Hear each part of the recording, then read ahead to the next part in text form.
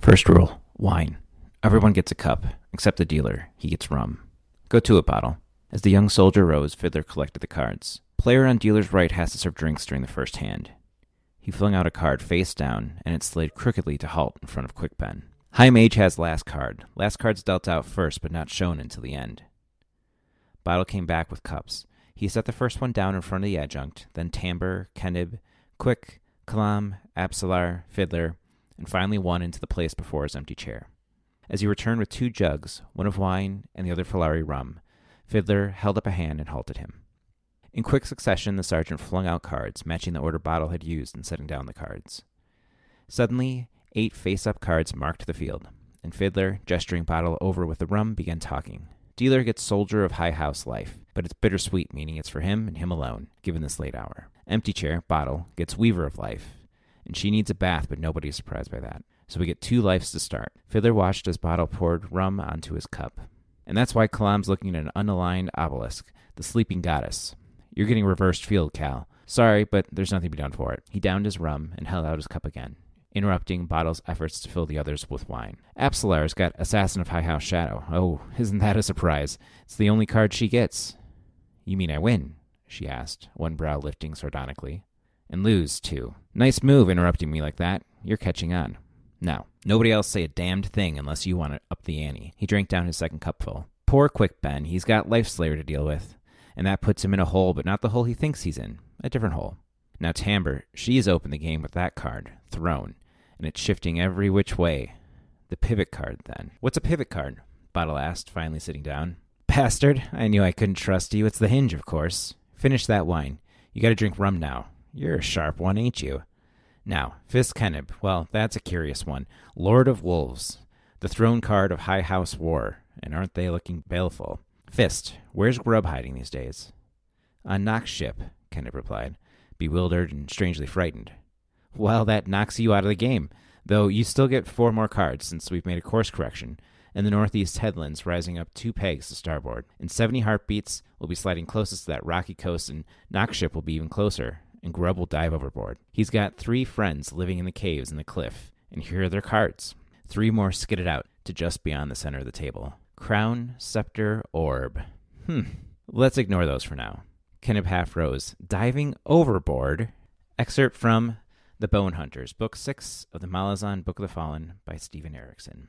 Hello and welcome to this episode of I Am the Party, and I am Paul. I didn't plan on doing 2 Malazan cold opens back to back. It really seemed like the only thing I could do and as appropriate for what I have planned for today's game session. I wanted to start out by saying that I hope you enjoyed episode 4, part 2 of Rift of the Seeping Night. I will be honest, I actually kind of struggled with that session more than I had anticipated, and there was a lot of pauses on my end.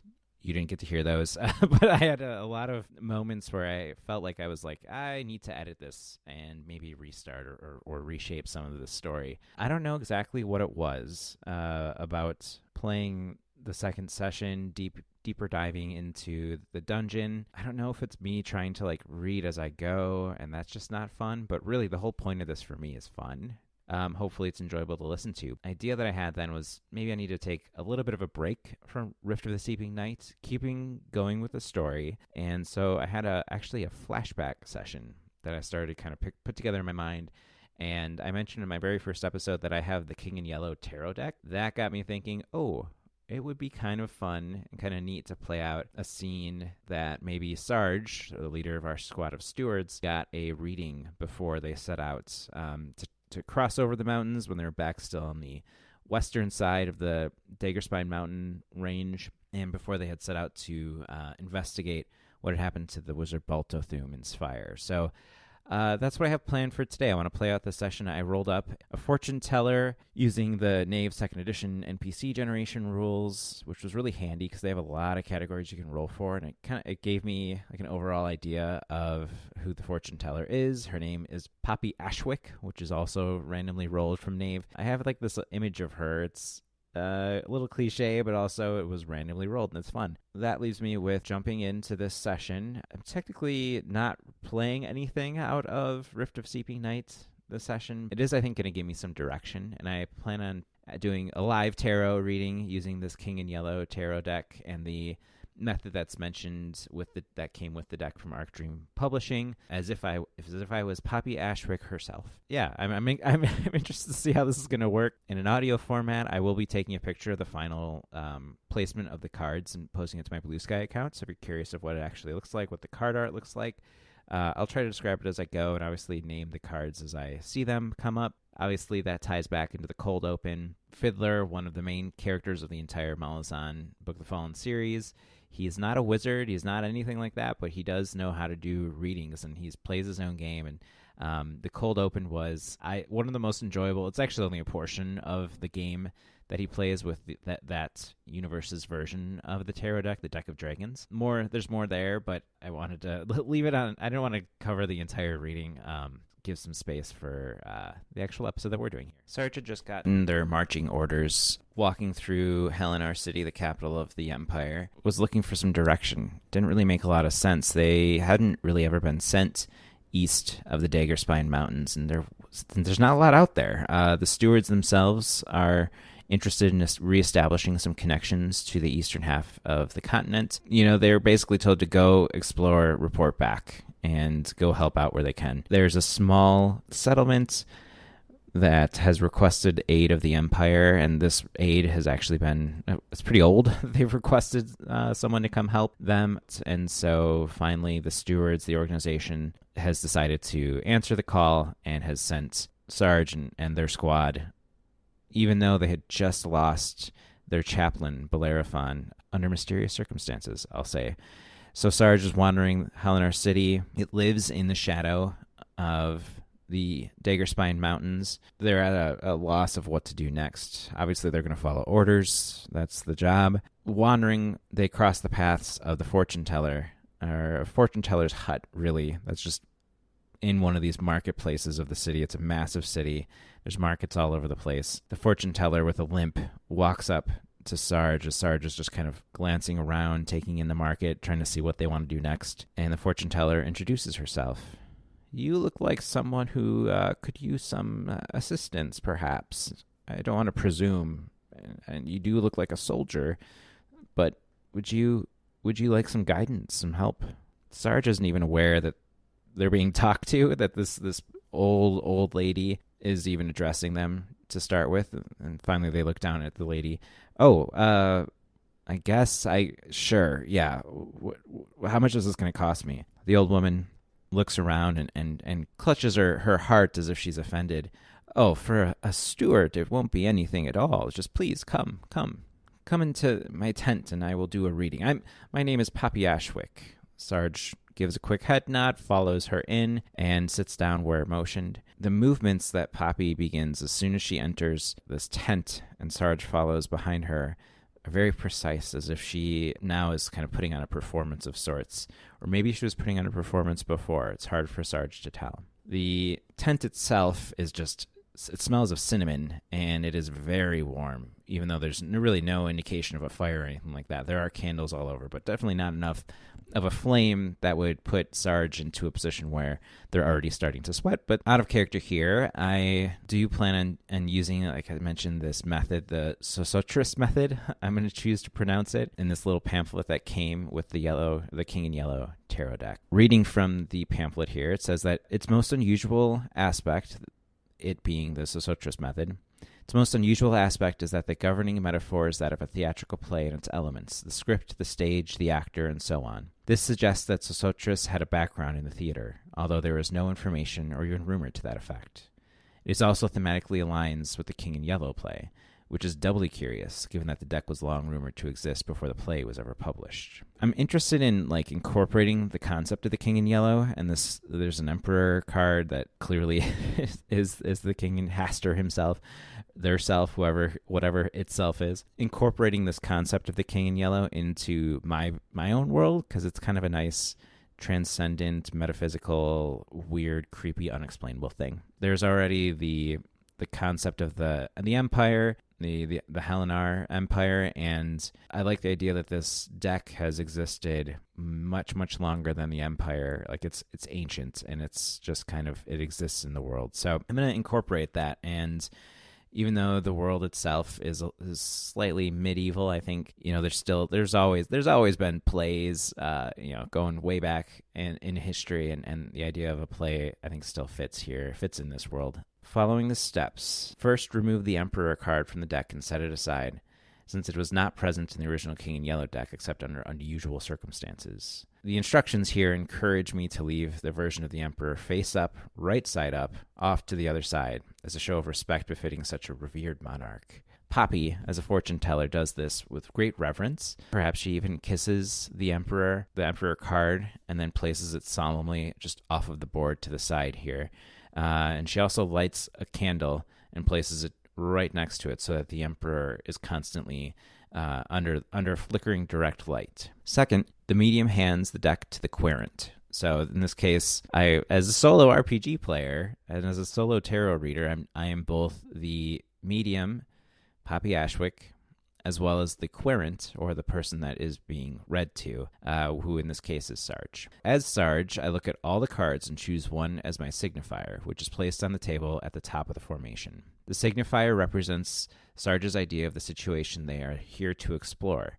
It can be upright or inverted as the querent of the medium, or the medium thinks best. So let's take a look through some of these cards here. All right, so after looking through the cards, I chose the number 9 card, which shows a warrior with sword and shield. We get to see behind the warrior facing a darkness that has what look like royal scepters that are crisscrossed in front, kind of forming almost like a chain link fence. And then there are red eyes peering from the darkness at the warrior. I don't know. This just spoke to me. And trying to put myself in Sarge's shoes right now, not knowing what their direction is and being forced to go kind of out into the unknown, that's the one I chose. And so, like I said, I'm going to post a picture of the whole reading after it's all done, because there's a diagram in the pamphlet of how it should be laid out. So I'm excited to see kind of like the image that I produce when it's all said and done. Sarge puts this down without a word, without explanation. Poppy doesn't ask any questions, doesn't follow up with anything. Third, the trickiest and most crucial part, the selection of the ineffable card. The medium shuffles the deck face down and then cuts it as you would a deck of playing cards. The bottom card of the upper half of the cut deck is flipped, so it now faces up, but retaining its normal or reversed orientation, and it is returned to its place. This manipulation must be conducted with neither the medium nor the querent seeing its face. The ineffable has been chosen, and myself, both as Poppy and Sarge, have no idea, as the directions explained, which card was picked. So now I have a deck containing or comprising 76 face-down cards and 1 face-up card. This unusual card is known as the ineffable, and its nature and meaning are not for the living to see or understand.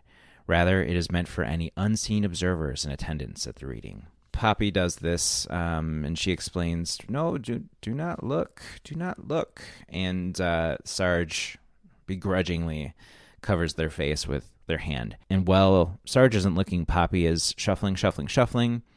She very carefully cuts the deck and actually puts the 2 halves side by side, and then she pulls out a linen cloth and ties it around her eyes, around her head to conceal her eyes, and then she finally takes the action to flip the bottom card on the top half to be face up, places it back where it was, and rebuilds the deck as if it was not cut in the first place. She continues to wear the mask, and she says, "It is done." Sarge looks up and is a little startled. It's hard now to make out the features of Poppy, whereas before she just looked like an old woman, fortune teller, jangly metals all tied into her scarf and everything. Now she seems like otherworldly. Fourth, the 2 halves of the deck are recombined and then flipped over and shuffled face up, so the ineffable card may migrate freely face down without its identity being revealed. Still without looking at the deck, Poppy does such an action. The deck has been shuffled and placed back face down. Now the medium, Poppy, begins to deal from the bottom of the deck.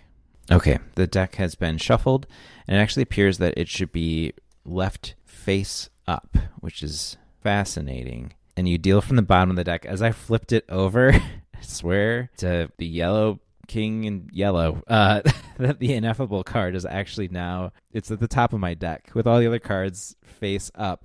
This is the one card that's face down. That is really kind of neat, actually. Anyways, I'm going to be dealing out 12 cards face up from the bottom of the deck into the pattern that's laid out in this pamphlet.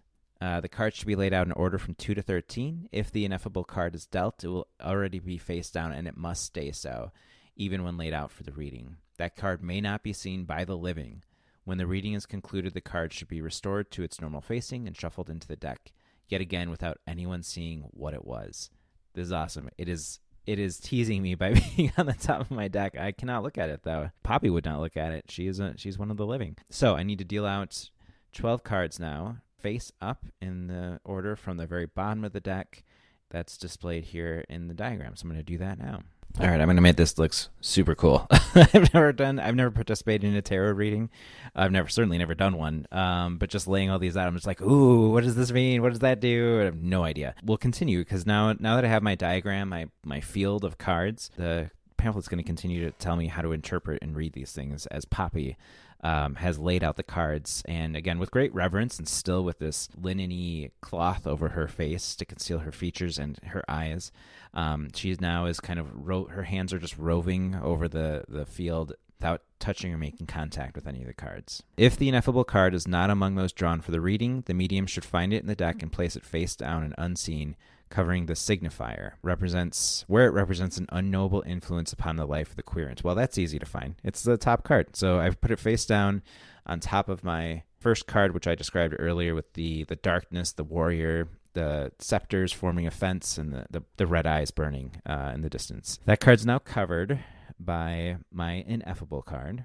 Poppy does this very quickly, very practiced, and Sarge looks up at her, and they say, whoa, why... what's going on there? Poppy looks upon the void in front of her and says, this is the ineffable's influence upon the reason you're here, the choices that you've made. Sarge doesn't know what to make of that. They feel kind of dehumanized, I guess is the way you'd say that, as if their decision on why they're here in the first place, what made them follow Poppy into this darkened tent, that it's just as if it is inconsequential. Finally, the medium interprets the reading. The drawing order and the roles of the cards are as follows. So I already placed the ineffable over the signifier. That's the first card. It's the card chosen by Sarge to suggest the situation. So we'll go through these now one at a time as they are examined by Poppy. Card number 2 is the mask. This is how the Sarge presents themselves to others. Ooh, I like this. The card is the number 7, and it's a woman in a red dress, and she appears to me to be juggling, let's see, 1, 2, 3, 4, 5, 6, 7, 8 of these same scepters that were depicted as a fence in the signifier card. That's a woman. That's how, interestingly, Sarge, who I basically have decided is non-binary, but Sarge is presenting to others as maybe as more of a feminine aspect, but definitely I'm most interested in the juggling of these 7 scepters, as if they're always trying to juggle too many responsibilities potentially or too many conflicting demands. Number 3 is the performance, the events and other factors immediately around the situation. This is good too. This is really, I can see why tarot is fun because the second card here, the performance, is the number 10. It looks to be like a courtly scene or a scene of leisure for many nobles, children included, and they're eating, they're lounging about. It looks to be like a palace apartment or something like that, and I can definitely see. So Poppy looks at this and says, "There's much going on in the empire or something, or some organization above you, then it just seems to be influencing everything that you're doing." And Sarge's eyes go dark, and they look down, but no verbal response is given. Number 4, the audience, the people immediately surrounding the situation. Well, this is bleak. This is the number 1, and it is a decapitated head, what looks to be on a gold platter, kind of John the Baptist style. Also looks like it's a giant coin. The head looks ancient. The eyes are glowing. Poppy looks at it and says, "Oh, I don't know if that's a person or if that's an entity or what it might be, but this person, entity, creature, perspective seems to be surrounding whatever it is that you bring in with you to the tent." Number 5, the unconscious, the inner nature of the querent or Sarge as it relates to the situation. This inner nature, it's number 20. It's Le Jugement, I'm guessing the judgment. And this is interesting. It looks like a hall, a feasting hall, again with nobles, finely dressed individuals. A table, the feasting table has been pushed over, all of the food knocked off from a red tablecloth, and everyone is looking out a window into the night. Well, it looks like the inner nature has gone or has escaped. Poppy looks to Sarge, her head lifting towards the steward, and says, "Your inner nature seems to be vacant. It seems to have left and seems to be perhaps sought after by others." Number 6, the actor, how the querent or Sarge perceives themselves as relates to the situation. I like this card a lot too. It's number 8. And looks to be like a craftsman or a worker, all dressed in white. He looks like he's got a beard, pounding engravings into what look to be the same exact type of gold plate or large coin that the head from number 4, the audience, that beheaded creature, their head is laying upon. And there's 8 of these such platters hanging on the wall behind this craftsman. I like this idea a lot. Sarge maybe has been... I established earlier that Sarge is probably older, probably has been working with the military for a long time, maybe has only recently made the move to the Steward Lodge and started working with that organization within the Empire. Maybe it was because of this perception that they're just there to continue mechanically working in the world and working in the Empire, even though there doesn't seem to be much purpose of it. It's propping up this decapitated head of the Empire, potentially. Number 7. The script, the factors that brought the situation to its present state. And I'm not going to be able to pronounce this because, of course, it's in French, but it's Reine de Coupe, Coupe.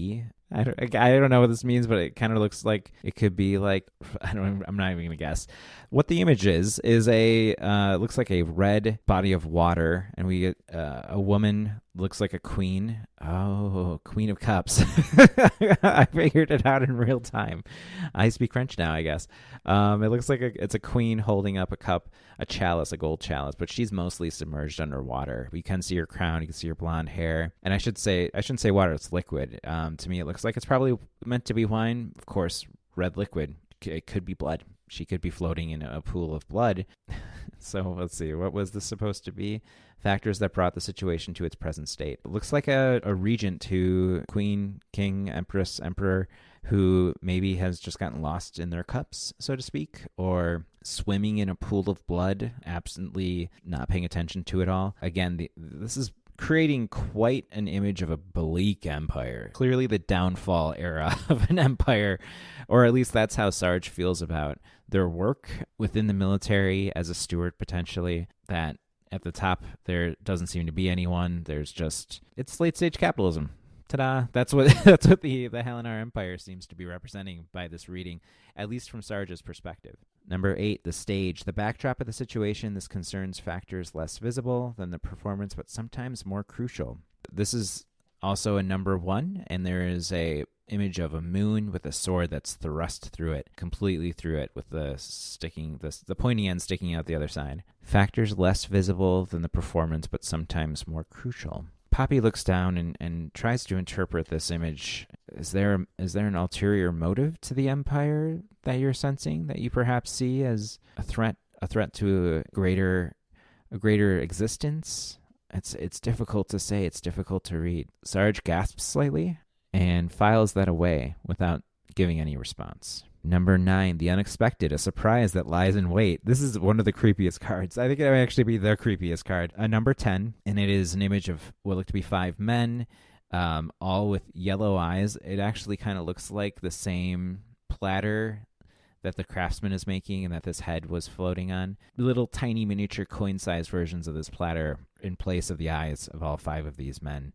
There's a red wavy background behind it, but all 5 men stare back at you, stare at Sarge directly. Sarge feels the weight of that presence, of that observation, and it is unsettling to them. All right, number 10, the rising action. The next phase of the situation is not too encouraging for Sarge. Poppy looks and says, 12, Le Pendu, Pendu. And I don't know, it looks like a herald, a royal herald who's tied up by his feet, hanging upside down from what could also be like a place that you might hang someone to death. Just out in the country, the herald does look bemused. There's also a horseshoe sitting on the ground there, but that's the next phase, and Sarge is really unhappy about this. They feel like, oh, so we're just going to be left out to dry, basically. That's what my card is telling me. That's what's going to happen to us next. Number 11, Fate, that which cannot be changed. It is the number 1 card again, and it shows apparently a boy balancing a huge golden chalice. Looks very similar to the one the Queen of Cups is holding, but it's massive. The boy is balancing this chalice upon his head. Sarge thinks to themselves, there is an heir to the Empire. Perhaps that's what we need to look to. There's always going to be someone there until there isn't. But right now we need to focus. Perhaps this princeling that we have is who we need to focus on and who we need to continue on for. The Revelation is the next card, that which will be revealed. I don't know how to interpret this one. It's a number 2. It is a person with 2 faces, each drinking from this same chalice, apparently the same chalice that's in the other pictures that I've seen so far. That which will be revealed. So it's a 2-sided character, 2-faced character, both drinking from the same chalice. Perhaps, Poppy says, perhaps you have a sense that there is someone not quite trustworthy, or someone who's not presenting themselves as they would in reality, hiding something. Or perhaps it's you. You may be the one who is hiding something. It's lucky that it's dark in here in this tent, because Sarge apparently blushes at this observation, but continues not saying anything or responding. The denouement, the final outcome of the situation. And this is ominous, I'll say. It's the number 3, and it's 3 swords all pointing towards the center, forming a triangle with a red background. That's the final outcome of the situation, is that it will come to swords. Poppy, when her hand floats above this final card, she flinches back as if she doesn't want to acknowledge it. The denouement, the final outcome, is one of apparently violence, and violence that the outcome of it is unknown and is unknowable until we've reached that point. Poppy finally pulls the linen from her face, looks at what she's created, what she's placed out in front of Sarge, and says, I'm sorry. I didn't know this would be the case. I wish you all of the best luck you can have for this world, and that you will peacefully reach your bridge someday. Sarge tips her a coin without saying anything, and they leave the tent. As they sit within the dungeon of Seeping Night, Sarge remembers back on this reading, this moment, and contemplates, thinks about what has brought them to this dark, terrible, harrowing experience of this dungeon, wondering why they even followed through on the assignment in the first place, and looks around to see the rest of the squad's not doing too great either. Deadlocked Talls and Sacks, and they wonder how they're going to get through this. That's where we're going to leave it. Thanks again for listening, and we will talk again soon.